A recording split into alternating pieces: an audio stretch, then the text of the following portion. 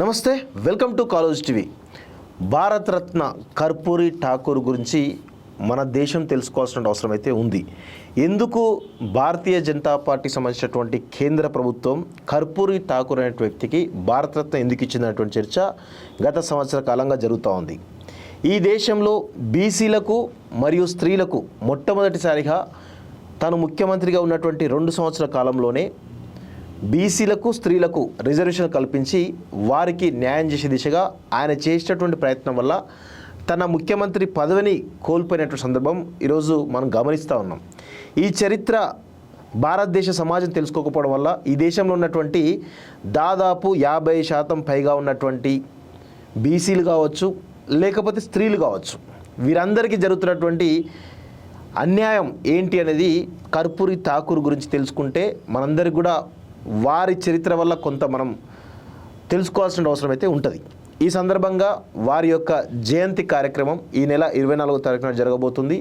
దానికి సంబంధించి దేశవ్యాప్తంగా కూడా ఆయన జయంతి కార్యక్రమాలు ప్రభుత్వం తరపున కానీ లేకపోతే కొంతమంది బుద్ధిజీవులు కానీ ఈరోజు ఒక పౌర సమాజ దిశగా వారు ప్రయత్నాలు చేస్తున్న విషయం చూస్తూ ఉన్నాం.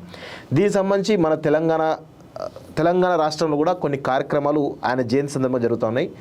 దానిలో భాగంగా వారి చరిత్ర, అసలు వారు ఏ సామాజిక వర్గం నుంచి వచ్చారు, వారు ఈ బీసీ రిజర్వేషన్లు తీసుకోవడానికి కారణాలు ఏంటి, ముఖ్యంగా దేశంలోనే మొట్టమొదటిసారిగా స్త్రీలకు రిజర్వేషన్ కల్పించినటువంటి నేతగా ఆయన గుర్తింపు ఉంది. ఈ విషయాలన్నీ కూడా మనం తెలుసుకునే ప్రయత్నం చేయాలి. ఎందుకు అంటే రాబోయే రోజుల్లో భవిష్యత్ తరాలన్నీ కూడా బీసీలకు రాజకీయ ప్రాతినిధ్యం కల్పించే దిశగా అన్ని ప్రభుత్వాలు ప్రయత్నం చేస్తున్నాయి. ఇందులో భాగంగా వీటికి ఆద్యుడైనటువంటి వ్యక్తి కర్పూరి ఠాకూర్ గురించి మనం తెలుసుకోవాల్సిన అవసరం అయితే ఉంది. దీనికి సంబంధించి జననాయక్ కర్పూరి ఠాకూర్ అనేటువంటి ఈ పుస్తక రచయిత ఎవరైతే ఉన్నారో సూర్యపల్లి శ్రీనివాస్ గారు సామాజికవేత్త. వారు ఈ పుస్తకాన్ని ఇప్పుడు కాదు 2016 సంవత్సరం, అంటే లాస్ట్ ఇయర్ కర్పూరి ఠాకూర్కి భారతరత్న రావడం జరిగింది. కానీ 2016లోనే వీరు చేసినటువంటి బీహార్ రాష్ట్రంలో అమలుపరిచినటువంటి అనేక సంస్కరణల గురించి సూర్యపల్లి శ్రీనివాస్ గారు ఒక జననాయక్ కర్పూరి ఠాకూర్ అనే పుస్తకాన్ని తెలుగులో రాయడం జరిగింది. వారు మనతో పాటు మన స్టూడియోలో ఉండడం జరిగింది. వారిని అడిగి కర్పూరి ఠాకూర్ యొక్క జీవిత చరిత్రను కొంతమేర మనం తెలుసుకుంటే ప్రయత్నిద్దాం. అన్న నమస్తే, ఎలా ఉన్నారన్నా? యా, అయితే జననాయక్ కర్పూరి ఠాకూర్ ఈ పుస్తకం రాయడానికి మీకు కలిగినటువంటి ఇన్స్పిరేషన్ ఏంటి అసలు? ముందుగా కాలేజ్ టీవీ యాజమాన్యానికి, మీకు, మీ సిబ్బందికి అందరికీ నమస్కారం. థ్యాంక్ యూ అన్న. జననాయక్ కర్పూరి ఠాకూర్ గురించి రాయాలని అనడానికి, నాకు అనిపించడానికి కారణం ఏంటంటే ముఖ్యంగా నా కులమే ప్రధానంగా చెప్పాలంటే. ఓకే, నేను కూడా నాయి బ్రాహ్మణ సామాజిక వర్గంలో పుట్టి పెరిగాను కాబట్టి ఆ సామాజిక వర్గంలో ఎవరు రాజకీయంగా ఎదిగారు అనే తెలుసుకునే సందర్భంగా నాకు జననాయక్ కర్పూరి ఠాకూర్ గారిని తెలుసుకోవడం జరిగింది. తెలుసుకున్న తర్వాత ఈ విషయాన్ని మన బీసీలకు, ముఖ్యంగా ఎంబీసీలకు తెలపాలని ఒక ఉద్దేశంతోనే కర్పూరి జననాయక్ ఠాకూర్ గారి పుస్తకాన్ని 2016లో తీసుకురావడం జరిగింది. దీంట్లో చాలా విషయాలు అంతకుముందు కర్పూరి ఠాకూర్ గారి గురించి ఎక్కువ మందికి తెలియదు. అంటే మా ఏజ్ గ్రూప్ కావచ్చు, మాకన్నా చిన్నవాళ్ళు కావచ్చు, పెద్దవాళ్ళకు కొద్దిమందికి తెలుసు. అది కూడా కాస్త పొడిగా తెలుసు. వారి గురించి తెలుసుకోవాలి, వారి గురించి చెప్పాలనే ఒక ముఖ్య ఉద్దేశంతోనే ఈ పుస్తకం రాయడం జరిగింది. ఈ పుస్తకంలో చాలా విషయాలు చెప్పాను. తర్వాత కూడా పోయిన సంవత్సరం వారికి భారతరత్న హైయెస్ట్ సివిలియన్ అవార్డు రావడంతో ఇంకా ప్రాచుర్యం పెరిగింది. ఆ సందర్భంగా మీరు అడిగినందుకు మీకు ముందుగా ధన్యవాదాలు చెప్తూ కర్పూరిని ఈ సమాజానికి పరిచయం చేయాలనే ఒక ఉద్దేశంగానే మనం ఈ ఇంటర్వ్యూకు. అయితే ఇందులో ముఖ్యంగా మీరు జననాయక్ కర్పూరి ఠాకూర్ అన్నారు. అసలు జననాయక్ అనేటువంటి బిరుదు అంటే ఆయనకు ఎలా రావడం జరిగింది, దానికి గల కారణాలు ఏంటి అసలు? ఫస్ట్ అక్కడి నుంచి స్టార్ట్ చేద్దాం మనం. అంటే మనకు తెలుసు మన దేశంలో బిరుదులు ఏ విధంగా వస్తాయనేది చాలా చరిత్ర ఉంది. మహాత్ముడు గాంధీకి మహాత్మా అనేది ఎట్లా వచ్చింది అనేది అది కొంత కాంట్రవర్సీ ఉంది.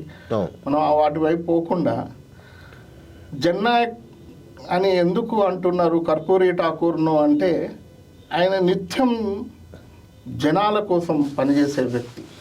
జనాలు అంటే అత్యంత పేదవాళ్ళు కావచ్చు, అంటే పూరెస్ట్ ఆఫ్ ది పూర్ గురించి 24 గంటలు పనిచేసే వ్యక్తి ఆయన. కాబట్టి వారి కోసం ఆలోచించే వ్యక్తి కాబట్టి, ఒక గొప్ప సోషలిస్ట్ లీడర్ కాబట్టే ఆయనను అక్కడి ప్రజలు జననాయకగా పిలుచుకున్నారు. అది ఎవరో ఇచ్చిన బిరుదు కాదు, కానీ ఆ విధంగా అతన్ని ప్రజలందరూ కూడా, అంటే కొద్దిమంది రాజకీయ నాయకులకు కొన్ని సెక్షన్ ఆఫ్ ది పీపులే సపోర్ట్గా ఉంటారు, వారికి మంచిగా పిలుచుకుంటూ ఉంటారు. కానీ ఈయనకు సమాజంలోని అన్ని వర్గాలు మహిళలు కావచ్చు, పిల్లలు కావచ్చు, విద్యార్థులు కావచ్చు, తర్వాత బీసీలు కావచ్చు, ఎస్సీలు కావచ్చు, మైనార్టీలు కావచ్చు, అట్లా రైతులు కావచ్చు, అందరూ కూడా మేధావులు, ముఖ్యంగా మేధావులు, తోటి రాజకీయ నాయకులు, అదేవిధంగా తనను రాజకీయంగా విమర్శించే నాయకులు కూడా తన వ్యక్తిత్వాన్ని గౌరవించి తనని జననాయకగా పిలుచుకుంటూ ఉంటారు. ఆ విధంగా అతనికి ఆ పేరు అట్లా వచ్చింది. అయితే ఒక్కసారి కర్పూరి ఠాకూర్ గురించి, వారు ఎక్కడికి చెందినవారు, వాళ్ళ యొక్క అంటే మెయిన్ వాళ్ళ జననం, వాళ్ళ విద్యాభ్యాసం కొంచెం బ్రీఫ్గా ఏమైనా చెప్పగలుగుతారా? జననాయక్ కర్పూరి ఠాకూర్ గారు సమస్తీపూర్ జిల్లాలో పితౌజీ అనే గ్రామం, ఇంతకుముందు అని పితౌజీ గ్రామం అనేవాళ్ళు, ఇప్పుడు కర్పూరి గాముగా పిలుచుకుంటున్నారు. ఆ గ్రామంలో జన్మించిండు, బీహార్ రాష్ట్రంలో. ఓకే. అయితే 1924లో పుట్టారు. ఈ 1924 అనే దానికి ఒక చారిత్రక నేపథ్యం ఉంది, చాలా పెద్ద నేపథ్యం ఉంది. నాకు ఇష్టమైన ముగ్గురు నాయకులు, రాజకీయ నాయకులు, మేధావులు, ప్రజల మనుషులు 1924లో పుట్టడము ఒక కోయిన్సిడెన్స్. ఒకరు తమిళనాడులో పుడితే, ఒకరు బీహార్లో, ఒకరు మధ్య గ్వాలియర్లో పుట్టారు. మొట్టమొదటి 24 జనవరిలో పుట్టిన వ్యక్తి కర్పూరి ఠాకూర్ గారు. ఆ తర్వాత జూన్లో పుట్టిన వ్యక్తి కరుణానిధి గారు, వారు తమిళనాడులో పుట్టారు. మూడవ వ్యక్తి డిసెంబర్ 25 నాడు పుట్టిన వ్యక్తి అటల్ బిహారీ వాజ్పేయి గారు. ఈ ముగ్గురి మధ్యలో ఒక సారూప్యత ఉంది. ముగ్గురు అద్భుతమైన స్పీకర్స్, ముగ్గురు అద్భుతంగా ప్రజల కోసం పనిచేసిన వ్యక్తులు, ముగ్గురు మంచి రచయితలు, కవులు కూడా. అంటే వీరి మధ్యలో ఒక నేపథ్యం కనిపిస్తూ ఉంటుంది. రాజకీయంగా చూస్తే ఈ ముగ్గురి మధ్యలో ఈ ముగ్గురు కాంగ్రెస్ పార్టీకి వ్యతిరేకంగా పనిచేసిన వ్యక్తులు. ఓకే. అదొక్కటే కాదు, ఈ ముగ్గురు కూడా ఎమర్జెన్సీలో ఇబ్బందులు పడ్డ వాళ్ళే. ఓకే. ఈ ముగ్గురి మధ్యలో ఒక కోయిన్సిడెన్స్ కనిపిస్తూ ఉంది. అందులో ఈ ముగ్గురిలో ఇద్దరికి భారతరత్న లభించడం, నాకు తెలిసి కరుణానిధి గారికి కూడా త్వరలో భారతరత్న వస్తుందని, అంత ఉన్న వ్యక్తి, క్యాలిబర్ ఉన్న వ్యక్తి, అతను కూడా రావాల్సి ఉంది. అంటే ఈ 1924 అనేది నాకు ఇష్టమైన నంబర్ కూడా. అంటే ఈ ముగ్గురి చరిత్రను కనుక చదివితే, వారి రాజకీయాలను కనుక అర్థం చేసుకుంటే, మీకు భారతదేశ రాజకీయాలన్నీ కూడా సంపూర్ణంగా అర్థమవుతాయి అని నేను చెప్తున్నాను. ఇప్పుడు ఎవరైతే రాజకీయాలలో రావాలనుకుంటున్నారో ఈ ముగ్గురి చరిత్ర చదవండి. ఈ ముగ్గురి చరిత్ర చదివితే అన్ని వర్గాల ప్రజల కోసం పనిచేసిన వ్యక్తులు, ఈ ముగ్గురు గొప్ప వ్యక్తులు. వీరి గురించి ఈ ముగ్గురిని ఈ సందర్భంగా నన్ను ఒకసారి గుర్తు తెచ్చుకోవాలనే నేను ఈ అంశాన్ని మాట్లాడుతూ ఉన్నాను. ఇక కర్పూరి ఠాకూర్ అంటే తను ఒక ముఖ్యమంత్రి ఎదగడానికి, అంటే ఎదగాలి అంటే ఖచ్చితంగా విద్యాభ్యాసం అనేది చాలా ఇంపార్టెంట్. అంటే ఆయన పుట్టిన కులం నాయి బ్రాహ్మణ కులం, ఎవరు అవునన్నా కాదన్నా ఒక శూద్ర కులం. సో విద్యాభ్యాసానికి దూరంగా ఉండే అవకాశం ఉంటుంది. వాళ్ళు కూడా కొంత డౌన్ ట్రాడెన్ స్టేజ్ నుంచి వచ్చిన వాళ్ళు. సో అలా అంత శూద్ర కులం నుంచి వచ్చినటువంటి కర్పూరి ఠాకూర్ తన విద్యాభ్యాసం డిగ్రీ వరకు పూర్తి చేసి నిన్న నిజంగా అది పాసిబుల్ ఎలా అయి ఉండొచ్చు? అంటే మనకు కులం అనేది ఒక ప్రతిబంధకం కావచ్చు, ఓకే, కానీ కొద్దిమంది మహానుభావులు పుట్టుకతోనే గొప్పవాళ్ళుగా ఉంటారు. వాళ్లకు ఈ కులం అనే పేదరికం అనేది అడ్డు రాదు అని చెప్పడానికి వీరి జీవిత చరిత్రనే, వీరి రాజకీయ జీవితమే మనకు ఆదర్శంగా నిలుస్తుంటుంది. ఈ ముగ్గురు, ఇంతకుముందు చెప్పిన ముగ్గురు విషయంలో కూడా అదే జరుగుతూ ఉంది. అవును. నేనేం చెప్తున్నా అంటే ఈ ముగ్గురిలో కూడా పర్టికులర్గా కర్పూరి ఠాకూర్ గారికి ఇప్పుడు ఆలోచిస్తున్నట్టు మనం కనుక రాజకీయాలను ఆలోచిస్తే వీళ్ళు రావడానికి వీలు లేదు. అంటే తన సామాజిక నేపథ్యము నాయ బ్రాహ్మణ కులం కావచ్చు, తనకున్న ఆర్థిక పరిస్థితి పేదరికం కావచ్చు, ఈ రెండును కనుక చూసి మనం జడ్జి చేయాలనుకుంటే హైలీ ఇంపాసిబుల్. కనీసం ఆలోచన వైపు కూడా ఉండదు. కానీ అట్లాంటి వాళ్ళు ఎట్లా ఎదిగిండ్లు అనే దాన్ని మనం అర్థం చేసుకోవడానికి ఒక ప్రయత్నం చేయాలి. అవును, స్వతహాగానే తను ఒక గొప్ప వ్యక్తి, అద్భుతమైన ఆరటర్, అద్భుతమైన ఉపన్యాసాలు ఇచ్చే వ్యక్తి, అదేవిధంగా హిందీ ఇంగ్లీష్ పైన అద్భుతమైన పట్టున్న వ్యక్తి. అదొకటే కాదు, తను ఒక ఫైటర్, బేసికల్గా ఒక ఫైటర్. ఒక చిన్న ఏజ్ నుండే అంటే 12-13 ఇయర్స్ నుండే తను హై స్కూల్ ఎడ్యుకేషన్లో ఉన్నప్పుడే తను బ్రిటిష్కు అగనిస్ట్గా ఒక ఉపన్యాసం ఇచ్చి ఒకరోజు జైలు జీవితం గడిపిన వ్యక్తి. అదేవిధంగా తను ఎన్నో రకాల అవమానాలు కూడా పొందింది. అయితే నేను ఆయన ముఖ్యమంత్రి స్థాయికి ఎలా ఎదిగాడు అని చెప్పాలనుకున్నప్పుడు మాత్రం ఒకటి చెప్తాను. మీరు అన్నట్టు పేదరికం కావచ్చు, సామాజిక వివక్ష కావచ్చు, ఒక మనిషిని కొద్ది వరకే నెట్టగలుగుతాయి. మనకు సమాజంలో మన జీవితంలో జరిగిన వివక్షను ఒక కసిగా పాజిటివ్గా కనుక తీసుకోగలిగితే మనం గొప్పగా ఎదగవచ్చు అనేది వారి జీవితం నుండి మనం నేర్చుకోవచ్చు. ఇక్కడ తనకు జరిగిన ఒక వివక్ష ఉంది. తను మెట్రిక్ పాస్ అయిన తర్వాత వాళ్ళ నాన్న గోకుల్ దాస్ గారు అక్కడ ఉన్న భూస్వామి ఆ ఊరు పెద్దకు దగ్గరికి తీసుకెళ్ళి, మా బాబు పాస్ అయ్యాడు, ఇలా ఇది పాస్ కావడం గొప్ప విషయము, ఆ జిల్లాలో ఎవరు కాలేదు అని చెప్తే అక్కడున్న ఆ భూస్వామి సరే అంత బాగానే ఉంది కానీ ముందైతే నువ్వు వచ్చి నా కాళ్ళు పట్టు అని చెప్తాడు. అంటే అప్పుడున్న ఆ సామాజిక వివక్ష అక్కడున్న ఆ కులాన్ని బట్టి చేసింది. కానీ మాలాంటి వాళ్ళు ఇంకా కొద్ది మంది అయితే దాన్ని తీసుకొని కుమిలిపోయి బాధపడే వాళ్ళు కావచ్చు తనకు జరిగిన అవమానానికి. కానీ కర్పూరి అలా తీసుకోలేదు. దాన్ని ఒక ఛాలెంజ్గా తీసుకొని ఆ వివక్షను తను అద్భుతంగా రాజకీయాల్లో ఎదగగలిగిండు. ఆ వివక్షను ఎదుర్కొన్నాడు.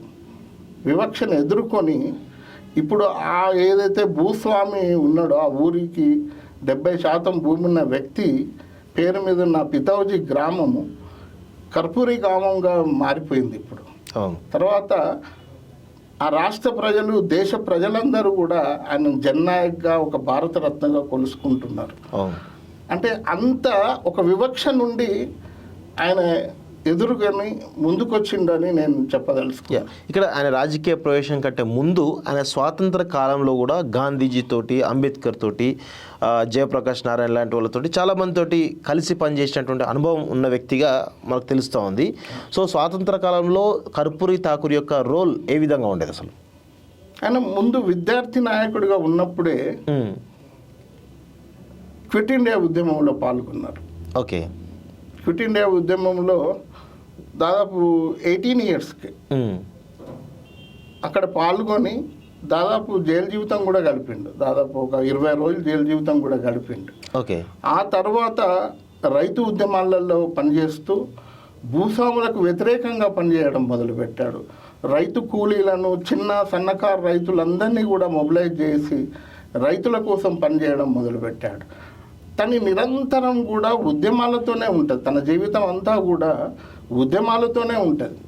తను ఒక ఎమ్మెల్యేగా ఉన్నప్పుడు కూడా టాటా కంపెనీ వర్కర్ల కోసం కూడా తను ఉద్యమం చేసి జైలుకు పోయిన సందర్భాలు కూడా ఉన్నాయి.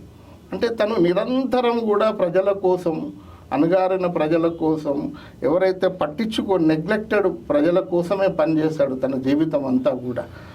కానీ ఇక్కడ మహాత్మా గాంధీని వ్యతిరేకించినటువంటి సందర్భాలు కూడా అనేకం ఉన్నాయని చెప్పేసి అంటూ ఉంటారు స్వాతంత్ర ఉద్యమ కాలంలో. అసలు ఆ వ్యతిరేకించగల సందర్భాలు ఏంటి? దానికి ఏమన్నా కొంచెం చెప్పగలుగుతారా?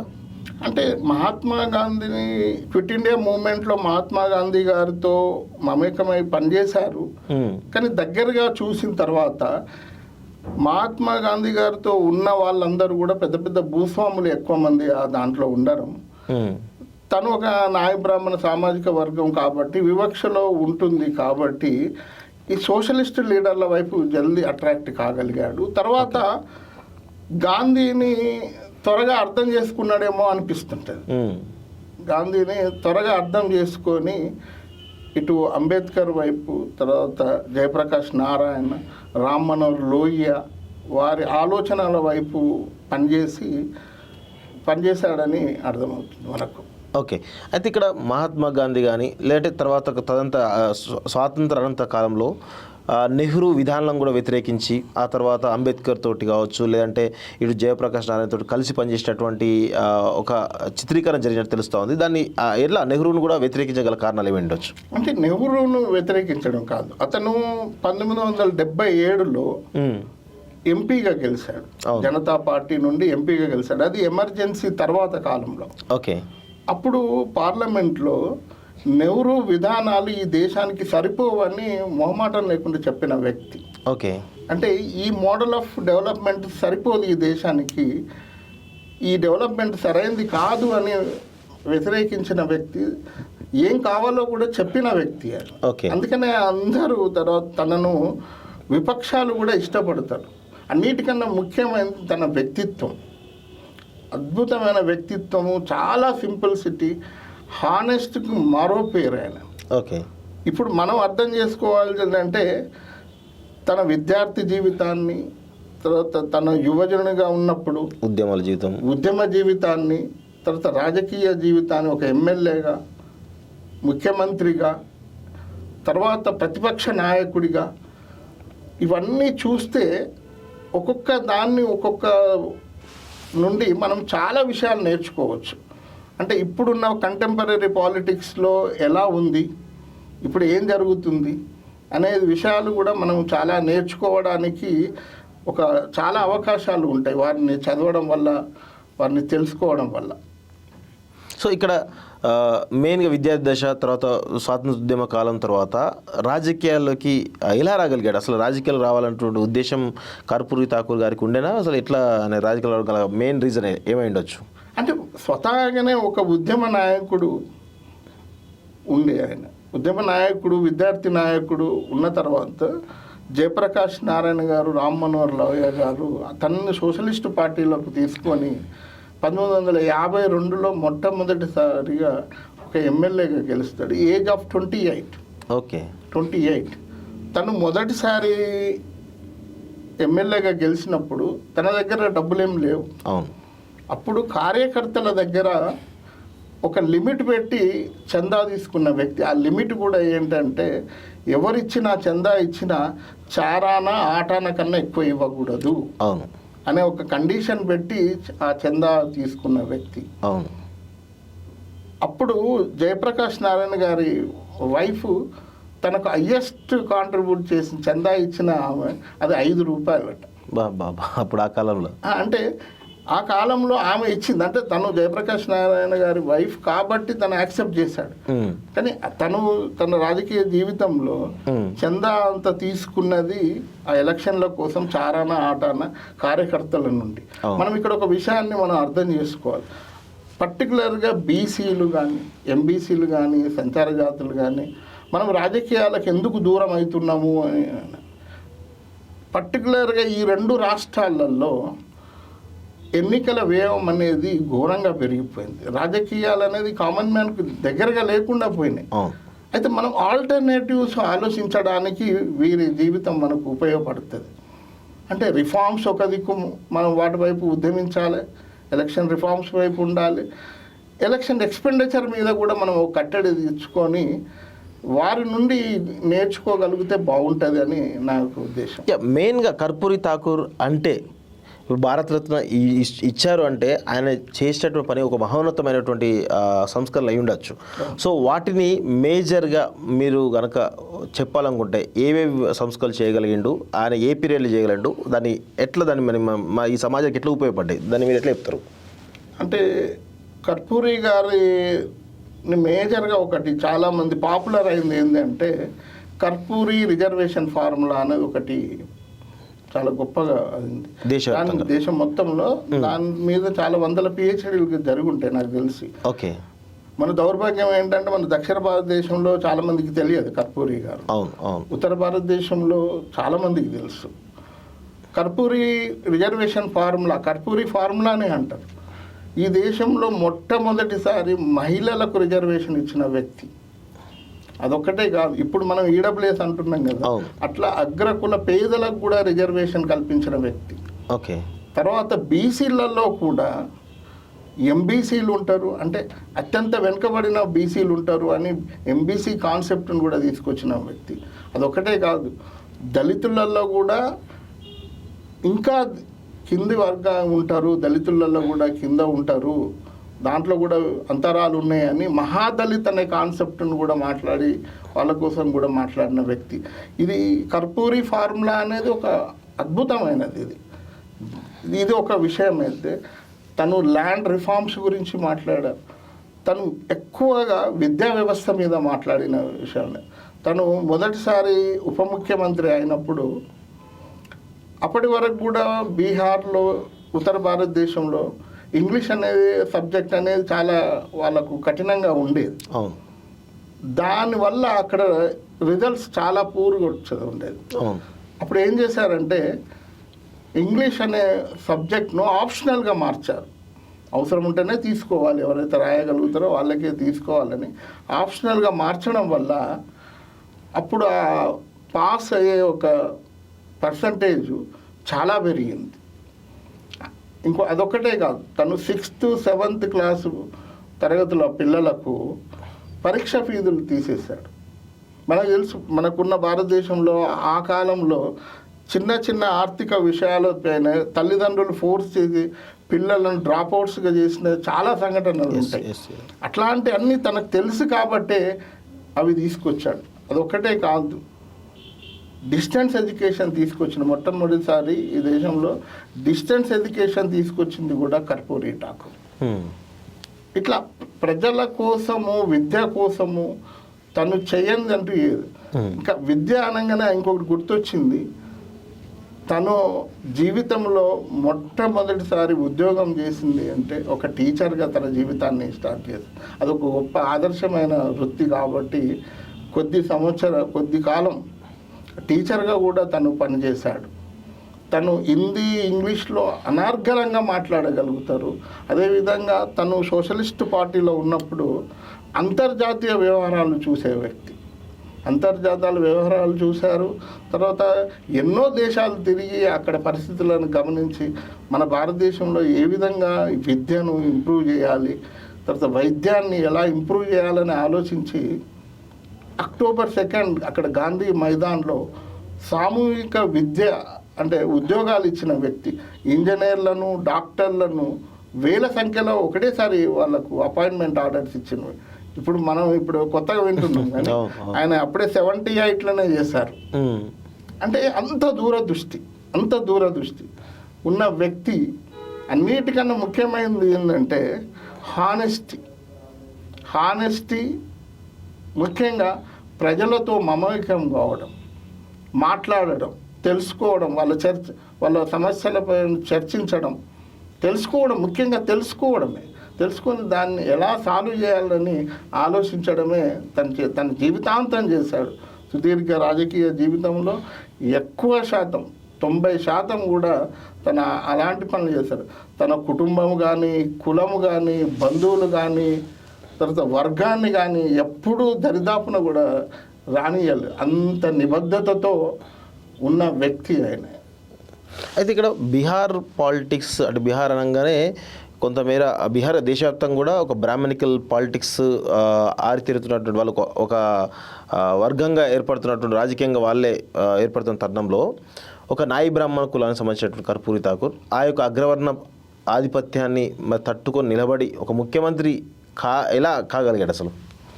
అదే ఇప్పుడు అక్కడ బ్రాహ్మణికల్ దానికన్నా కూడా అక్కడ భూస్వాములది ఎక్కువ పెత్తనం ఉంది. అవును, వాళ్ళను ఎదుర్కొన్నాడు ఆయన, అద్భుతంగా ఎదుర్కొన్నాడు. ఒక సందర్భంలో ఇదే భూస్వాములు గ్రామాలలో దళితుల మీద పడి అరాచకాలు చేయడము, వాళ్ళని చాలా ఇబ్బంది పెట్టడం, ఆ మహిళలను పెట్టినప్పుడు తను ఒక ముఖ్యమంత్రిగా ఉండి కూడా చెప్తాడన్నట్టు, వాళ్ళ ఆత్మరక్షణ కోసం లైసెన్స్ కూడిన ఆయుధాలు ఇవ్వాలి దళితులకని చెప్పిన వ్యక్తి. ఓన్లీ భూస్వాములకు వ్యతిరేకంగా, భూస్వాములకు వ్యతిరేకంగా. అంటే అంత నిబద్ధత ఉన్న వ్యక్తి ఆయన. అంటే ఆయనకు దాంతో అదొక్కటే చేయలేదు, ల్యాండ్ రిఫార్మ్స్ తీసుకొచ్చాడు, తర్వాత రైతు కూలీల కోసం పనిచేసినాడు. అంటే ఏదైనా సమస్యను తీసుకుంటే ఆ సమస్య పైన సంపూర్ణంగా ఆలోచించేవాడు, ఎమోషనల్గా కాదు, సంపూర్ణంగా ఆలోచించేవాడు, సంపూర్ణంగా పనిచేసేవాడు. అట్లా ఆయన చాలా తను రాజకీయ నీతి అద్భుతంగా ఉందని కూడా మనం అనుకోవచ్చు. మీరు అన్న ముఖ్యమంత్రి కావడం అనేది మామూలు విషయం కాదు. ఎట్ ది సేమ్ టైం ఆయన ఒక గొప్ప రాజనీతిజ్ఞుడు. ఎట్లా అంటే ఇంటర్నల్ రాజకీయాలను ఛేదించడంలో ఎప్పటికప్పుడు ఎత్తుకు పై ఎత్తు వేస్తూనే ఎదిగాడు అనేది మనకు అర్థమవుతూ ఉంటుంది. ఆ విధంగా అది బీహార్ పాలిటిక్స్ అంటేనే ముఖ్యంగా చాలామంది పేర్లు, చాలా కొద్దిమంది పేర్లు బాగా వినబడుతూ ఉంటాయి. ఇటు లాలూ ప్రసాద్ యాదవ్ కావచ్చు, రామ్ విలాస్ పాస్వాన్ కావచ్చు, లేదంటే నితీష్ కుమార్ లాంటి వాళ్ళ పేర్లు చాలా ప్రధానంగా వినబడుతున్నాయి. కానీ ఎందుకు కర్పూరి ఠాకూర్ పేరు ఎందుకు దేశవ్యాప్తంగా వినకపోవడం గల కారణం? భారత్ వచ్చే వరకు కూడా ఎవరికి కూడా కర్పూరి ఠాకూర్ అంటే తెలియదు. కానీ లాలూ ప్రసాద్ యాదవ్ తెలుసు, పాస్వాన్ తెలుసు, నితీష్ కుమార్ సీఎంగా ఉన్నట్టుగా ఆయన గురించి తెలుసు. ఎందుకు ఈయన పేరు కనుమరుగడం గల కారణం ఏంటి అసలు? అంటే అక్కడ ఒకటే, ఇప్పుడు యాక్చువల్గా అయితే రామ్ విలాస్ పాస్వాన్ గారు కావచ్చు, నితీష్ గారు కావచ్చు, లల్లూ ప్రసాద్ యాదవ్ కావచ్చు, ఈ ముగ్గురు ఈయన శిష్యులే. వారి ముగ్గురికి కూడా మెంటర్ కర్పూరి ఠాకూరే. వాళ్ళు విద్యార్థి జీవితంలో, విద్యార్థి రాజకీయాలలో ఉన్నప్పుడు వాళ్ళని ఎంకరేజ్ చేసి తీసుకొచ్చిన వ్యక్తి కర్పూరి ఠాకూరే. కాకపోతే వాళ్ళకున్న సామాజిక నేపథ్యం కావచ్చు, సామాజిక బలం కావచ్చు, ఆ విధంగా వాళ్ళకి ఎక్కువ ఒక పబ్లిసిటీ మన దక్షిణ భారతదేశానికి తెలియవచ్చు. కానీ ఉత్తర భారతదేశంలో కర్పూరి ఠాకూర్ తెలియని వాళ్ళు ఎవరు ఉండరు ఆ కాలంలో, ఇప్పటి వరకు కూడా. అంటే ఈ జనరేషన్స్ మారినాయి కాబట్టి చాలామందికి తెలియకపోవచ్చు. కానీ కర్పూరి ఠాకూర్ అనే వ్యక్తి ప్రతి ఒక్కరికి తెలుసు. మన దక్షిణ భారతదేశంలో తెలియదు, కానీ ఉత్తర భారతదేశంలో అందరికీ తెలిసిన వ్యక్తి ఆయనే. అగ్రకులాల ఆధిపత్యంలో కర్పూరి ఠాకూర్ బలైనాడు అనడానికి ఏమన్నా ఆధారాలు కానీ ఏమన్నా ఉన్నాయా? అంటే ఒక సంఘటన చెప్తా ఉంటారు. అంటే అగ్ర కులాల, అగ్ర బీసీల అనేది ఒక వాదన ఉంది. అవును. అంటే దాన్ని నేను ఆ విధంగా చూడలేదు, ఆ సమస్యను ఆ విధంగా చూడలేదు. ఓకే. నేను తన కమిట్మెంట్ను చూశాను అందులో. దీనికి ఎగ్జాంపుల్ చెప్పాలంటే ఇదే కర్పూరి ఠాకూర్ ఫార్ములా ఇంప్లిమెంటేషన్ అయిన రెండోసారి ముఖ్యమంత్రి అయినప్పుడు తన టెన్యూర్ దాదాపు 2 సంవత్సరాలు కూడా ఉండదు. ఆ టెన్యూర్లో రిజర్వేషన్స్ ఇచ్చేస్తాడు. ఆ ముంగేరి లాల్ కమిషన్ రిపోర్ట్ రాగానే, ముంగేరి లాల్ కమిషన్ రిపోర్ట్ 1970లో చేస్తాడు ఆయన. దాన్ని 6 సంవత్సరాల తర్వాత రిపోర్ట్ వచ్చినా దాని ఇంప్లిమెంటేషన్ ఇమీడియట్లీ చేస్తాడు. చేయడంతో తన ముఖ్యమంత్రి పదవి పోయింది అనేది వాస్తవం. అంటే అంతర్గత కలహాల వల్ల పోయింది అనేది మనం చదివినాం. కానీ నేను దాన్ని ఎలా అర్థం చేసుకుంటా అంటే తన ప్రజలకు ఇవ్వాలనుకున్నాడు, తన ప్రజలకు తన రిజర్వేషన్లు ఇవ్వాలనుకొని తన పదవిని త్యాగం చేశాడు. తను పదవి కోసమే ఆపుకోలేదు. ఇప్పుడు మనకు తెలుసు, దానికి ఒక క్రిటిక్ ఒకరు రాశారు, పొలిటికల్ సైన్స్ విద్యార్థి ఒకరు రాశారు ఒక రిపోర్ట్లో. మన కర్ణాటకలో దేవరాజు అర్స్ అని ఒక ముఖ్యమంత్రి ఉండేది. తను రిజర్వేషన్స్ కర్ణాటకలో తన చివరి సంవత్సరంలోనే డిక్లేర్ చేశాడు. అన్వర్ కమిటీ రిపోర్ట్ ఇచ్చిన తర్వాత కూడా, కమిషన్ రిపోర్ట్ ఇచ్చినాక కూడా తన 4 సంవత్సరాల టెన్యూర్ అయిపోయినాక అప్పుడు రిజర్వేషన్ ప్రకటించారు. చాలా తెలివిగా ప్రవర్తించాడు అనేది స్కాలర్ రాసిన రిపోర్ట్ నేను చదివిన. నేనేం అర్థం చేసుకుంటా అంటే ముఖ్యమంత్రి పదవా, ఎమ్మెల్యే పదవా, ఎంపీ పదవా తనకు అవసరమే లేదు అని, పదవుల కోసం తను ఎన్నడూ రాజకీయాలు చేయలేదు. ఇక్కడ మనం తెలుసుకోవాల్సింది ఏంటంటే తను పదవుల కోసం రాజకీయాలు చేయలేదు, ప్రజల కోసం రాజకీయాలు చేసింది అనేది మనకి ఇక్కడ అర్థమవుతూ ఉంటుంది. అందుకనే తను చేయదలుచుకున్నది, తన ప్రజలకు ఇవ్వదలుచుకున్నది ఇమ్మీడియట్లీ ఇచ్చాడు. సరే, పదవి అనేది పోయింది, అది వేరే విషయం. కానీ చరిత్రలో నిలిచిపోయాడు ఆయన. పదవులు ఇవన్నీ తన దృష్టిలో చిన్నవి. అది తను చెప్పదలుచుకున్న ఇప్పుడు message అక్కడ. ఇప్పటికీ కూడా అంటే కర్పూరి ఠాకూర్ అప్పుడు ఇంప్లిమెంట్ చేసే రిజర్వేషన్లు ఏవైతున్నాయో బీసీలకు సంబంధించిన రిజర్వేషన్లు అవుతున్నాయి ఇప్పటికి కూడా ఇంప్లిమెంట్ అవుతున్నాయా లేకపోతే ఏమైనా బ్రేక్ పడ్డా మధ్యలో ఏం జరిగినాయి ఈ 20 దాదాపు 40 సంవత్సరాల కాలంలో? అంటే అవే మూలాలు ఇప్పటికి కూడా అక్కడ మూలాలు. అది ఒక్కటే కాదు, ఇప్పుడు మనము బీసీలకు అనగానే మండల్ కమిషన్ అని చెప్పుకుంటున్నాం కదా. మండల్ కమిషన్ ఏర్పాటు చేయడంలో కూడా కర్పూరి ఠాకూర్ గారు, శరద్ యాదవ్ గారు వీళ్ళందరూ కలిసి పనిచేశారు. చాలామంది రిజర్వేషన్స్కు రెఫరెన్స్ ఏం చెప్తా ఉంటారు, కేటగరైజేషన్కు రెఫరెన్స్ ఏంటంటే కర్పూరి రిజర్వేషన్ ఫార్ములానే. కేటగరైజేషన్కు రెఫరెన్స్ ఏంది అంటే వీరే. అట్లా మండల్ కమిషన్ ఏర్పాటు చేయడంలో కూడా అప్పుడు జనతా పార్టీ ప్రభుత్వంలో ఉన్నది ఒక ఎంపీగా 1977లో కర్పూరి ఠాకూర్ గారు ఉన్నారు. తన కాంట్రిబ్యూషన్ కూడా చాలా ఉంది. అది ఓకే. 1977 to 79 దాదాపు 2 సంవత్సరాలు ఆయన ముఖ్యమంత్రిగా కొనసాగిండు. తర్వాత ఈ రిజర్వేషన్ ఇంప్లిమెంట్ కావడం వల్ల అగ్రవర్ణాలు కావచ్చు లేకపోతే బీసీలో కొంతమంది సెక్షన్స్ తమ యొక్క ప్రాబల్యం కోల్పోతున్న విషయాల్లో కావచ్చు మొత్తానికైతే కర్పూరి ఠాకూర్ను ముఖ్యమంత్రి పదవి నుంచి తొలగించడం జరిగింది. ఈ 2 సంవత్సరాల కాలంలో కర్పూరి ఠాకూర్ రిజర్వేషన్లనే కాకుండా ఇంకా ఏమన్నా ప్రజలకు ఉపయోగపడేటువంటి సంస్కరణలు చేసినట్టు సందర్భాలు ఏమన్నా? అంటే చాలా ఉన్నాయి. ఇప్పుడు మనము ఇక్కడ దౌర్భాగ్యం, ఇక్కడ 2 రాష్ట్రాలు, తెలుగు 2 రాష్ట్రాలు ఏ ఎకానమీ మీద ఆధారపడి బతుకుతున్నాయి? జీతాలు ఏ ఎకానమీ మీద ఇస్తున్నాం మనం? ఆల్కహాలిక్ ఎకానమీ మీద ఇస్తున్నాం. అంటే అక్కడ సారా అమ్మి ఇక్కడ ఇస్తున్నాం. కానీ ఆయన సంపూర్ణ మద్యపాన నిషేధం చేశాడు బీహార్లో. ఓకే, సంపూర్ణ మద్యపాన నిషేధం చేశాడు. అంటే ఇట్లాంటి ఎవరు ఊహించని అవి. తర్వాత కర్పూరి గురించి తన జీవితం గురించి చెప్పుకుంటూ పోతే రాజకీయాలను ఆయన శాసించిండు. రాజకీయాలను ఆయన వల్ల రాజకీయాలకు గౌరవం పెరిగింది తప్ప రాజకీయాలతో తను గౌరవాన్ని పెంచుకున్నది ఎక్కడ లేదు. అంటే అట్లాంటి నిబద్ధతతో ఉంది. అన్నిటికన్నా ముఖ్యమైనది ఇప్పుడు కంటెంపరీ పాలిటిక్స్లో మనం మాట్లాడకుంది, మనము చూసి చూడనట్టు పోతున్నది అవినీతి. అతను అవినీతికి ఎక్కడ ఆస్కారం లేకుండా తను ముఖ్యమంత్రిగా లేనప్పుడు ఒక మామూలు వ్యక్తిగా ఉన్నప్పుడు ఎలా ఉండనో ముఖ్యమంత్రిగా దిగిపోయినాక కూడా అట్లాంటి పాత ఇంట్లోనే ఉన్నాడు, ప్లాస్టరింగ్ చేయని ఇంట్లోనే ఉన్నాడు. ఒక సొంత ల్యాండ్ ఇస్తే కూడా గవర్నమెంట్ ఇస్తా అంటే కూడా కాదన్న వ్యక్తి అసలు అవినీతి రహితంగా పాలించిండు. ఒకసారి తన ఆఫీసర్లకు చెప్తాడు అన్నట్టు, ఎక్కడైతే అవినీతి జరిగింది అని మీకు తెలిస్తే మీరు డైరెక్ట్ సిబిఐ ఎంక్వైరీ చేయొచ్చు వితౌట్ కన్సర్న్ ఆఫ్ సీఎం అని అంత చెప్పిన వ్యక్తి. ఇప్పుడు వీరు ముఖ్యమంత్రిగా ఉన్నప్పుడు, కర్పూరి గారు ముఖ్యమంత్రిగా ఉన్నప్పుడు ప్రిన్సిపల్ సెక్రటరీగా యశ్వంత్ సిన్హా గారు ఉండేది. ఓకే, మీరు అన్నారు ఇంతకుముందు జననాయక్ అని. తను ముఖ్యమంత్రిగా ఉన్నప్పుడు తనకు దగ్గరికి వచ్చే ప్రజలను కలవడంతో తను ఎక్కడైనా వేరే ప్రోగ్రాం పోయి వచ్చేసరికి తన బెడ్రూమ్లో పడుకునే వాళ్ళట జనాలు వచ్చి. ఓకే, అంటే బెడ్రూమ్లో కూడా వచ్చి యాక్సెస్ ఉండేది, వచ్చి పడుకుంటే ఈయన పోయి వేరే రూమ్లో సోఫాలో పండుకున్న సంఘటనలు చాలా ఉన్నాయని యశ్వంత్ సిన్హా గారు రాశారు.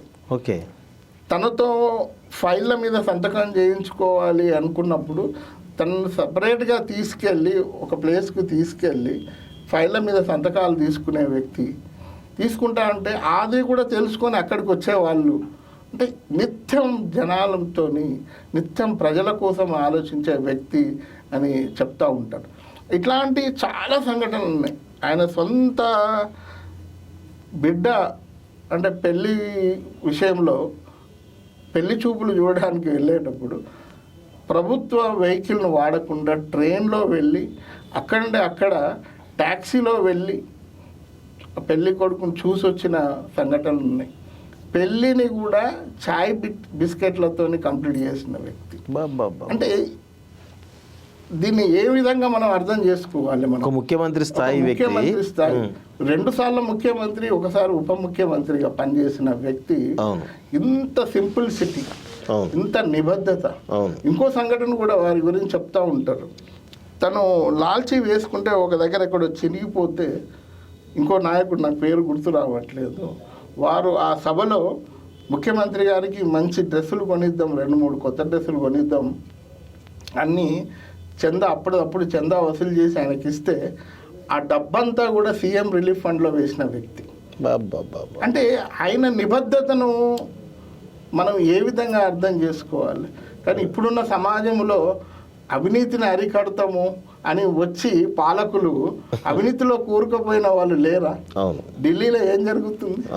అవినీతి పేరు మీద అధికారంలోకి వచ్చింది కదా, అవినీతికి వ్యతిరేకంగా పోరాడుతామని వచ్చిన నాయకులు అవినీతి అంటించుకొని ఇప్పుడు జైలుకు పోయిన వాళ్ళు కూడా ఉన్నారు కదా. అంటే ఇవన్నీ కూడా ఈ కాలం రాజకీయ నాయకులు, ఈ కాలం మన బీసీ నాయకులన్నీ అందరూ కూడా తెలుసుకోవాలి, ఈ విషయాలన్నీ తెలుసుకోవాలి. అయితే ఇప్పుడు 2 సంవత్సరాలు పదవిలో ఉన్నారు. 2 సంవత్సరాల తర్వాత ఆయన పదవి తొలగించడం జరిగింది. అసలు పదవి తొలగించడం గల మెయిన్ రీజన్ అంటే ఏ వర్గాలు ఎట్లా, దీన్ని ఏమైనా చెప్పగలుగుతారా?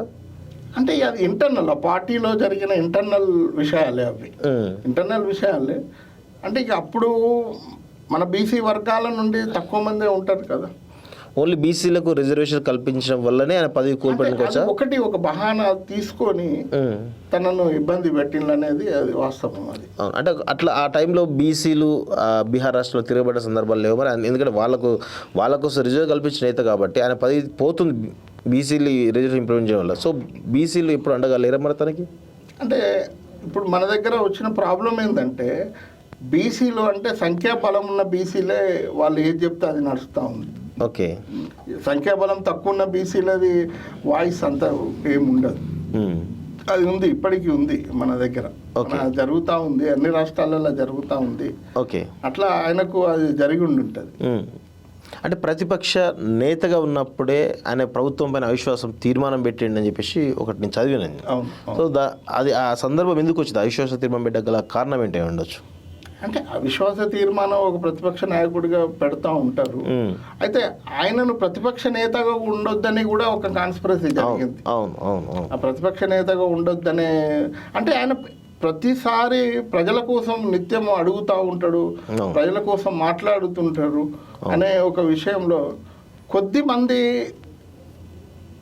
తనకు వ్యతిరేకంగా తన పార్టీలో పనిచేసిండ్రు అనేది వాస్తవం. అది మీకు తెలుసు. ఆ తర్వాత బీహార్ అంటే ఎట్లా తయారైందో తెలుసు మనకు. ఆ తర్వాత ఎవరెవరు నాయకులు పాలించిందో తెలుసు. బీహార్ ప్రజలను ఎట్లా చేశారో తెలుసు. బీహార్ ప్రజలు పేదరికంలోనే ఉంటారు, కానీ బీహార్ నాయకులు ధనవంతులు అవుతూ ఉంటారు. అవినీతికి మారుపేరుగా. కానీ ఇక దేశవ్యాప్తంగా చాలా పెద్ద ఎత్తున ఒక ఇంటెలెక్చువల్ కమ్యూనిటీ బీహార్లో ఉంటుంది, ఐఏఎస్ ఆఫీసర్లు బీహార్ ఉంటూ ఉంటారు. కానీ ఎందుకు ఆ రాష్ట్రం అంతలా వెనుకబడడం గల కారణం ఏంటి ఉండొచ్చు? అంటే పాలకులే కదా, పాలకుల పాలసీలు, వాళ్ళ చిత్తశుద్ధి దాని మీదనే ఆధారపడి ఉంటుంది. బీహార్ అనేది ఒక గౌతమ బుద్ధుడిని ఇచ్చిన ఒక ప్రాంతము, అద్భుతమైన ప్రాంతము, హైలీ ఇంటలెక్చువల్స్ ఉన్నారు. ఒక కర్పూరి కావచ్చు, అట్లనే సిక్కు గురు ఆయన కావచ్చు. అంటే బీహార్ ప్రాంతము ప్రజలు గొప్ప వాళ్ళే, కానీ పాలకులు ఈయన తర్వాత దుర్మార్గులు వచ్చిండ్రు, అక్కడ ప్రజలను ముప్పు తిప్పలు పెడుతున్నారు. మహాత్మా గాంధీ, నెహ్రూ విధానాలు వ్యతిరేకించడం వల్లనే కర్పూరి ఠాకూర్కు భారత రత్న ఈ కేంద్ర ప్రభుత్వం ఇచ్చిందనుకోవచ్చా భారతీయ జనతా పార్టీ ప్రభుత్వం? లేదు, అంటే భారత రత్నకు కాంగ్రెస్ పార్టీ అనేది సంబంధం లేదు. కానీ భారతీయ జనతా పార్టీని మనం ఒకసారి అర్థం చేసుకోవాలంటే, మనం ఈ 10 సంవత్సరాలు 11 దాదాపు 10.5 సంవత్సరాలుగా నరేంద్ర మోడీ గారు కూడా ఒక ఎంబీసీ వర్గాల నుండి వచ్చిన వ్యక్తి. మనకు తెలుసు హైయెస్ట్ సివిలియన్ అవార్డ్స్ కానీ, పద్మ అవార్డ్స్ కానీ ఎట్లాంటి ప్రజలకు వస్తున్నాయి, ఎవరికి వస్తున్నాయి. ఒకప్పుడు పద్మ అవార్డులు కానివ్వండి, భారతరత్నాలు కానివ్వండి, ఇవన్నీ కూడా ఒక ఫైరవీలతోని అగ్రవర్ణాలకు పైరవకారులకే ఇచ్చుకునేవాళ్ళు. మీకు విచిత్రం ఏంటంటే భారతరత్న అనే దాన్ని కాంగ్రెస్ పార్టీ ఎక్కడ దాకా తీసుకెళ్ళిందంటే, ఇందిరాగాంధీ ప్రైమ్ మినిస్టర్గా ఉన్నప్పుడు తనకు తానుగా హైయెస్ట్ సివిలియన్ అవార్డు తీసుకుంది. నెహ్రూ ప్రధానిగా ఉండి తనకు తాను హైయెస్ట్ సివిలియన్ అవార్డు తీసుకున్నారు. అంటే భారతరత్నకున్న గౌరవాన్ని, ఆ అవార్డుకున్న గౌరవాన్ని వాళ్ళు ఏం చేసిందో మనకు తెలుసు. కానీ అన్ని అర్హతలు ఉన్నా కర్పూరికి నరేంద్ర మోడీ గారు గుర్తించి ఇచ్చారు. దీని వెనక రాజకీయం ఏం లేదు. ఒక నరేంద్ర మోడీ బీహార్ ఎన్నికల్లో గెలవడానికే భారతరత్న ఇచ్చారనేటువంటి ఒక అపవాదు భారతీయ జనతా పార్టీ ప్రభుత్వం పైన ఉంది. దానికి మీరేమంటారు అసలు? కాదు, అట్లాంటి బాబాసాహెబ్ అంబేద్కర్ కూడా భారతరత్న ఇచ్చింది బీజేపీ పార్టీ అధికారంలో ఉన్నప్పుడే. ఓకే. పట్టుకున్న నరేంద్ర మోడీ గారు తన హానెస్టీని, కర్పూరిని పూర్తిగా అర్థం చేసుకున్నారు కాబట్టే ఇచ్చారు. రాజకీయాలన్నీ మారుతూ ఉంటాయి, వస్తూ ఉంటాయి, పోతూ ఉంటాయి. అట్లనే చాలామందికి కూడా ఎక్కడో అస్సాం టీ తోటలలో పనిచేసే వ్యక్తికి కూడా పద్మ అవార్డ్స్ వచ్చినాయి. అంటే అంత వర్క్ చేసి ఇస్తున్నది భారతీయ జనతా పార్టీ. పర్టికులర్గా నరేంద్ర మోడీ కూడా ఒక సామాన్య కుటుంబంలో, ఒక పేద కుటుంబంలో అత్యంత వెనుకబడిన వర్గాల నుండి వచ్చింది కాబట్టి తను తెలుసు కాబట్టి ఇట్లాంటి వాళ్ళ చరిత్ర తెలుసుకొనే కర్పూరికి గౌరవం ఇచ్చాడు. మేబీ నాన్ కాంగ్రెస్ నాయకుడు అనే ఆ కోణం ఉండొచ్చా భారతీయ జనతా పార్టీ ఇవ్వడానికి గల కారణం? అంటే అట్లేం లేదు. అట్లా అంటే ములాయం సింగ్ యాదవ్ కూడా ఇచ్చారు కదా, పద్మభూషణ్ అవార్డు కూడా ఇచ్చారు కదా. అంటే ఇలాంటి అవార్డ్స్ను రాజకీయాలకు దూరంగానే చూడడం మంచిది. అవి మనం అట్లాంటి కోణంలో చూస్తే వాళ్ళ ఒక వ్యక్తిత్వాన్ని తగ్గించిన వాళ్ళం అవుతాం మనం. వాటిని ఆ విధంగా చూడకపోవడమే మంచిది. నేను స్వతహాగా ఒక నాయ బ్రాహ్మణ కులం వ్యక్తిగా నేను ఏం చెప్తున్నా అంటే, ఈ దేశంలో కుల వివక్ష ఉంది, వివక్ష చాలా ఉంది. కుల వివక్షతో పాటు సామెతలు ఉన్నాయి. మా కులం మీద చాలా ఉన్నాయి సామెతలు, రకరకాల సామెతలు ఉన్నాయి. ఇట్లాంటి కులంలో పుట్టిన వ్యక్తిని కూడా జనరలైజ్గా మాట్లాడినప్పుడు మనకేమి చెయ్యరు, మనం కులం తక్కువ అనో అలాంటి వాదన చేస్తుంటారు మా వాళ్ళే చాలామంది. కానీ మనకు హైయెస్ట్ సివిలియన్ అవార్డు ఒక భారతీయ జనతా పార్టీ ఇచ్చిందంటే మనం దాన్ని ఎంత గౌరవించుకోవాలి. నరేంద్ర మోడీ గారికి మనం ఎంత రుణపడి ఉన్నాం, భారతీయ జనతా పార్టీకి ఎంత రుణపడి ఉన్నాము అనేది మనం తెలుసుకోవాలి. అది. సో ఇప్పుడు కర్పూరి ఠాకూర్ గురించి భారతదేశ ప్రజలకి ఒక కోణంలో ఆయన మంచితనం గురించి కానీ లేకపోతే ఆయన సంస్కృతి చెప్పాలంటే ఏం చెప్పగలుగుతారు అసలు? అంటే నేను ఈ మధ్య కాలంలో మన రాష్ట్రంలో బీసీ వాదం పెరిగిందని, రాబోయేది బీసీ రాజ్యాధికారం, వెరీ గుడ్, నేను దాన్ని స్వాగతిస్తా. కానీ వీరి రాజకీయ జీవితాన్ని చూసిన తర్వాత మనం అర్థం చేసుకోవాలి ఏంటంటే, హయ్యెస్ట్ పాపులేషన్ ఉన్న కులాలతోనే రాజ్యాధికారం వస్తుంది, బీసీ కులాలతోనే వస్తుంది అనేది శుద్ధ తప్పు. దానికి ఉదాహరణ కర్పూరి ఠాకూర్ కావచ్చు, కరుణానిధి కావచ్చు. నేనేమంటున్నా అంటే, ప్రజల మీద ప్రేమ ఉండి, బీసీల మీద ప్రేమ ఉండి, బీసీ కులాలలోని అన్ని కులాలను గౌరవించే నాయకుడు కనుక ముందొస్తే బీసీ రాజ్యాధికారం తప్పకుండా వస్తుంది. ఏదో సంఖ్యాబలం ఎక్కువ ఉంది, 4 ఎమ్మెల్యేలు మా వాళ్ళు ఉన్నారని ఆ వాదనతో కనుక పోతే అసలే రాదు. ఇప్పటికైనా కూడా మన బీసీ మేధావులందరూ కూడా ఆలోచించాల్సింది ఏంటంటే, ఇట్లాంటి మహానుభావుల చరిత్ర తెలుసుకోవాలి, వాళ్ళ స్ఫూర్తి పొందాలి, వాళ్ళు ఏ మార్గంలో వెళ్ళారు అనేది చూడాలి. ఇక్కడ మన రాష్ట్రాలలో ఒక అన్యాయం జరిగింది. ఇప్పుడు కర్పూరి గారు ఒక లోయ సిద్ధాంతంతో, అక్కడ కరుణానిధి గారు యాంటీ బ్రాహ్మణికల్ మూవ్మెంట్తో, తర్వాత వాళ్ళ వ్యక్తిత్వంతో సీఎంగా కాగలిగారు. అన్నాదురై గారు కాగలిగారు. అంటే మన దౌర్భాగ్యం ఏంటంటే, ఇక్కడ వచ్చిన కమ్యూనిస్టు మూమెంట్లు కావచ్చు, తర్వాత నక్సలైట్ మూమెంట్ కావచ్చు, ఈ 2 మూమెంట్లు మనల్ని బీసీలకు తీవ్రమైన అన్యాయం చేసినాయి.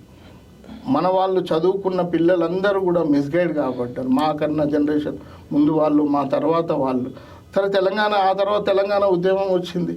ఆ తెలంగాణ ఉద్యమంలన్నా కనీసం సామాజిక తెలంగాణ అంటే అన్ని వర్గాలకు కాస్త ప్రాతినిధ్యం దొరుకుతుంది అనుకుంటే, ఈ 10 సంవత్సరాలలో ఘోరంగా విఫలం చెందింది.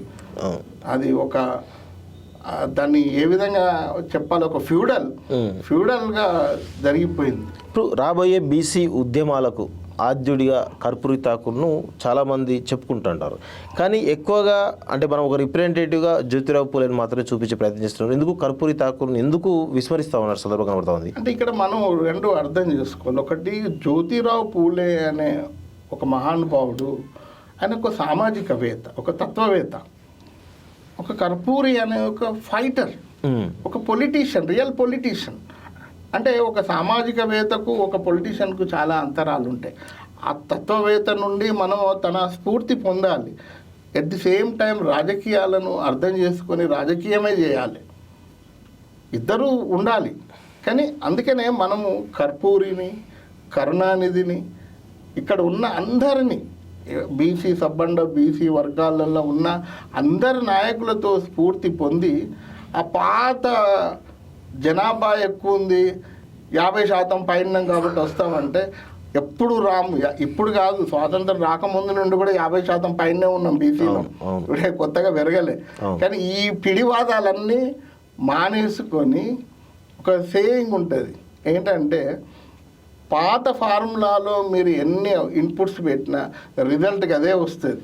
ఈ ఫార్ములా చేంజ్ కావాలి. ఫార్ములా చేంజ్ అయితేనే కొత్త రిజల్ట్ వస్తుంది. ఆ విధంగానే మనకు రాజ్యాధికారం వైపు ఆలోచన. అంటే దీంట్లో ఒకటే చిన్న లాజిక్, వాళ్ళిద్దరి జీవితాలు చూసిన తర్వాత చిన్న లాజిక్ ఏంటంటే, చిన్న కులాలను ప్రేమించండి, చిన్న కులాలను గౌరవించండి, చిన్న కులాలను కలుపుకోండి, అప్పుడే మనకు రాజ్యాధికారం వస్తుంది. అదే దీని అవుట్పుట్. వీళ్ళని చూసి నేర్చుకోవచ్చు. ముఖ్యంగా రాజనీతి గురించి నేర్చుకోవాలంటే కంప్లీట్గా కరుణానిధి గారిని చదవండి, తన స్కీమ్స్ చదవండి, తను ఏ విధంగా బీసీలకు చేశాడు. అక్కడ చూడండి, ఓసీలకు బీసీలు ఇస్తారు టికెట్లు, 7-8 టికెట్లు ఇస్తారు. మరి దాన్ని ఎందుకు తెలుసుకోరు మన వాళ్ళు? ఇవి తెలుసుకోండి. ఇవి తెలుసుకొని కొత్త రకము ఉద్యమాన్ని నిర్మించాలి. మనం కొత్త రకం ఉద్యమాన్ని, బీసీ ఉద్యమాలను నిర్మించాలి. ఇది సరైన అవకాశం. దీనికి కొన్ని శక్తులు ఏదో సంఖ్యాబలం ఉన్నాయనే పేరు మీద కొన్ని శక్తులు డైవర్ట్ చేయడానికి కోవర్ట్ పాలిటిక్స్ కూడా చేస్తున్నాయి. మనకు తెలుసు ఆర్ఎస్ ప్రవీణ్ కుమార్ గారు ఏం చేశారు. లైవ్ ఎగ్జాంపుల్, ఇప్పుడు ఓపెన్గా పేరు చెప్తాం, ఇది అందరికీ తెలిసిందే. అట్లాంటివి బీసీ ఉద్యమాలలో కూడా కొద్దిమంది కోవర్ట్లు కూడా వచ్చే ఆస్కారం ఉంది, వస్తున్నారు కూడా. మన నిజమైన సమస్యను డైవర్ట్ చేస్తున్నారు కూడా. అందుకనే అన్ని కులాలను గౌరవించండి, అన్ని సాంప్రదాయాలను గౌరవించండి. నంబర్తో సంబంధం లేకుండా పనిచేసినప్పుడు మాత్రమే బీసీలలో ఒక ఐక్యత వస్తుంది.